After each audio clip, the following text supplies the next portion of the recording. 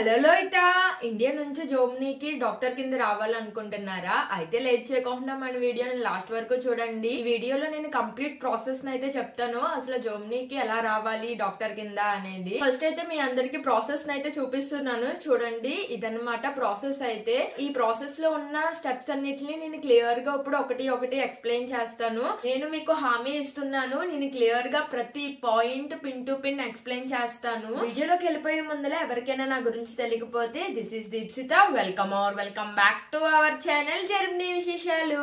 ఇండియాలో డాక్టర్ కింద జాబ్ చేసి బోర్ కొట్టి ఇలా అబ్రాడ్ కంట్రీలో జాబ్ చేయాలి అనుకోవడం వెరీ న్యాచురల్ అన్నమాట. బట్ జర్మనీలో డాక్టర్ కింద మీరు సస్టైన్ అవ్వాలి అంటే ఖచ్చితంగా మీకు జర్మన్ లాంగ్వేజ్ రావాల్సిందే. ఒకవేళ మీకు జర్మన్ లాంగ్వేజ్ నేర్చుకునే విల్లింగ్ గనక లేకపోతే ఖచ్చితంగా అసలు మీరు జర్మనీ రావద్దనే చెప్తాను. ఎందుకంటే అసలు జర్మనీలో డాక్టర్స్ కి ఖచ్చితంగా జర్మన్ రావాలన్నమాట. మీకు జర్మన్ రాకపోతే ఖచ్చితంగా మీరు జర్మనీలో డాక్టర్ కింద ఫిట్టే అవ్వరు. సో ఖచ్చితంగా జర్మన్ లాంగ్వేజ్ అయితే వచ్చే ఉండాలి. నేను చాలా సార్లు చాలా వీడియోస్ లో కూడా చెప్పాను, జర్మనీలో ఖచ్చితంగా బతకాలి అంటే జర్మన్ లాంగ్వేజ్ ఉండాలి అని.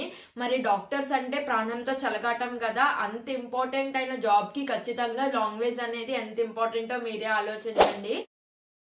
సో ఫస్ట్ స్టెప్, అసలు మీరు జర్మనీకి డాక్టర్ కింద రావాలి అంటే జర్మన్ లాంగ్వేజ్ ఖచ్చితంగా నేర్చుకోవాలి. సో మీరు రావాలి అనుకుంటే ఫస్ట్ అసలు మీరు గోతి ఇన్స్టిట్యూట్ లో జాయిన్ అయ్యి B1 లెవెల్ వరకు జర్మన్ లాంగ్వేజ్ అయితే నేర్చుకోండి. అండ్ ఇలా నేర్చుకునే ప్రాసెస్ లో మీరు ఏం చేస్తారు అంటే, జర్మనీలో ఏదైనా ఒక స్టేట్ ని అయితే చూస్ చేసుకోండి. ఆ స్టేట్ లో ఉన్న మెడికల్ కౌన్సిలింగ్ వాళ్ళకి మీ డాక్యుమెంట్స్ లైక్ మీ ఎడ్యుకేషన్ క్వాలిఫికేషన్, మీ ఎక్స్పీరియన్స్, ఆ డాక్యుమెంట్స్ ఏమైతే ఉంటాయో ఆ డాక్యుమెంట్స్ అన్నిటిని ఆ మెడికల్ కౌన్సిలింగ్ అయితే పంపించండి. సో వాళ్ళు ఏం చేస్తారంటే మీ క్వాలిఫికేషన్స్ అన్నిటిని చూసి మీకు ఒక సర్టిఫికేట్ అయితే ఇస్తారనమాట.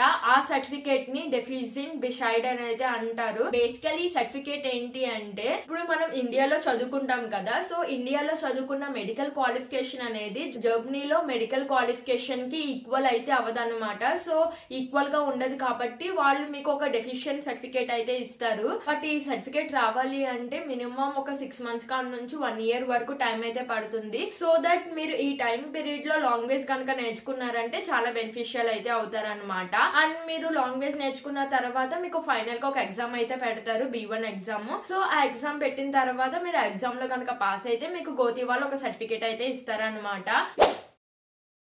ఇప్పుడు మీకు B1 లెవెల్ వరకు జర్మన్ లాంగ్వేజ్ సర్టిఫికేట్ ఉంది అండ్ డెఫిషియెంట్ సర్టిఫికేట్ కూడా ఉంది. సో ఈ రెండింటితో పాటు ఇంకా సమ్ డాక్యుమెంట్స్ అయితే ఉంటాయి కదా వీసా అప్లై చేసుకోవాల్సినవి. ఆ డాక్యుమెంట్స్ అన్నిటిని పట్టుకుని మీరు ఈ వీసా ఆఫీస్ గనక వెళ్తే మీకు వీసా అనేది ఇస్తారనమాట. ఈ వీసా అనేది మీకు 2 years వ్యాలిడిటీ అయితే ఇస్తారు. సో ఆ 2 years వ్యాలిడిటీతో మీరు ఆ వీసాని పట్టుకుని జర్మనీ అయితే రావాలన్నమాట. సో అసలు మీరు జర్మనీ వచ్చిన తర్వాతే అసలైన కథ అయితే మొదలవుతుంది. సో ఇక్కడికి వచ్చిన తర్వాత మీరు ఏదైనా మెడికల్ ఇన్స్టిట్యూట్ లో జాయిన్ అవ్వాలన్నమాట. సో ఆ ఇన్స్టిట్యూట్ లో మీకు B2 లెవెల్ వరకు జనరల్ జర్మన్ అయితే నేర్పుతారు అండ్ C1 లెవెల్ వరకు మెడికల్ టర్మ్స్ నేర్పుతారు అనమాట జర్మన్ లో. అట్లా నేర్చుకుంటున్న టైంలో మీరు FSP ఎగ్జామ్ అనేది రాయాలన్నమాట. అండ్ ఈ ఎగ్జామ్ కూడా ఆ ఇన్స్టిట్యూట్ లోనే ట్రైనింగ్స్ అయితే ఇస్తారు మీకు. FSP ఫుల్ ఫామ్ వచ్చేసరికి ప్రూఫింగ్ అనమాట.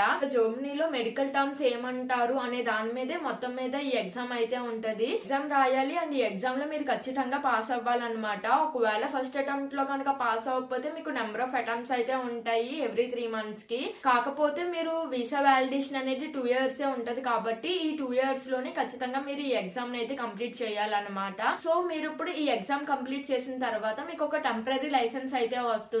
సో ఆ టెంపరరీ లైసెన్స్ తో మీరు జర్మనీలో జాబ్ సర్చెస్ అయితే మొదలు పెట్టచ్చు. బట్ ఈ జాబ్ సర్చ్ అనేది మీరు ఫస్ట్ ఏ స్టేట్ లో అప్లై చేశారో ఆ విత్ ఇన్ ది ఆ స్టేట్ లోనే కుదురుతుంది అనమాట.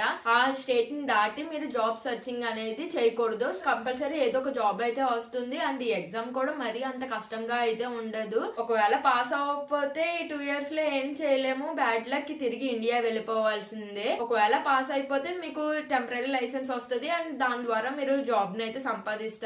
ఇలా ఎంత కష్టపడి మీకు లాస్ట్ కి ఏదో ఒక టెంపరరీ జాబ్ అయితే వస్తుంది అన్నమాట. అండ్ ఇక్కడతో కూడా అయిపోలేదు, ఇంకా ప్రాసెస్ అయితే ఉంది. ఇప్పుడు మీరు విత్ ఇన్ ది 2 years లో పర్మనెంట్ లైసెన్స్ కోసం మళ్ళీ ఇంకొక ఎగ్జామ్ అయితే రాయాల్సి ఉంటది. ఆ ఎగ్జామ్ ఏమంటారంటే కెంటిస్ ప్రూఫింగ్ అని అయితే అంటారు. ఈ ఎగ్జామ్ ఏంటి అనే సింపుల్ గా ఎక్స్ప్లెయిన్ చేస్తాను. ఇది ఒక నాలెడ్జ్ ఎగ్జామ్ అన్నమాట. ఈ ఎగ్జామ్ లో మిమ్మల్ని టెస్ట్ చేస్తారు, అసలు జర్మన్ డాక్టర్ లెవెల్ కి మీరు అసలు వచ్చారా లేదా అనేది టెస్ట్ చేస్తారు అనమాట. అండ్ ఈ ఎగ్జామ్ లో 3 attempts ఉంటాయి. ఒకవేళ మీరు ఈ 3 attempts లో కనుక ఫెయిల్ అయితే మళ్ళీ ఖచ్చితంగా ఇండియా తిరిగి వెళ్ళిపోవాలి. బట్ సమ్ కేసెస్ లో ఏంటంటే మళ్ళీ మీరు వేరే స్టేట్ ని చూస్ చేసుకుని ఆ స్టేట్ లో మళ్ళీ టెంపరీ లైసెన్స్ అప్లై చేసుకుని మళ్ళీ అక్కడ మీరు ఈ నాలెడ్జ్ టెస్ట్ ని అయితే రాసుకోవడానికి అలౌ చేస్తారు. బట్ మనం అయితే చెప్పలేమన్నమాట ఎలా జరుగుతుంది అనేది. Depends on situation and depends on state కూడా. ఫైనల్ గా మీరు ఈ కెంటిస్ ప్రూఫింగ్ లో పాస్ అయిపోయారు అంటే మీకు పర్మనెంట్ లైసెన్స్ అయితే వచ్చేస్తుంది. అండ్ ఈ పర్మనెంట్ లైసెన్స్ వచ్చిన తర్వాత మీకు జర్మనీలో ఏ స్టేట్ లో కావాలంటే ఆ స్టేట్ లో వర్క్ అయితే చేసుకోవచ్చు, జాబ్ సర్చ్ చేసుకుని. ఫైనల్లీ మీరు జర్మనీలో డాక్టర్ కింద జాబ్ చేయాలి అంటే ఇంత ప్రాసెస్ అయితే ఉంటది అనమాట. ఖచ్చితంగా గుర్తు పెట్టుకోవాల్సిందే, జర్మనీలో డాక్టర్ కింద చేయాలి అంటే జర్మన్ లాంగ్వేజ్ రావాల్సిందే. అండ్ C1 లెవెల్ వరకు ఖచ్చితంగా జర్మన్ లాంగ్వేజ్ రావాల్సిందే, మినిమం B2 లెవెల్ వరకు. అండ్ C1 C2 లెవెల్ వరకు వచ్చినా సరే నో ప్రాబ్లం, చాలా బెనిఫిషియల్ అయితే అవుతుంది.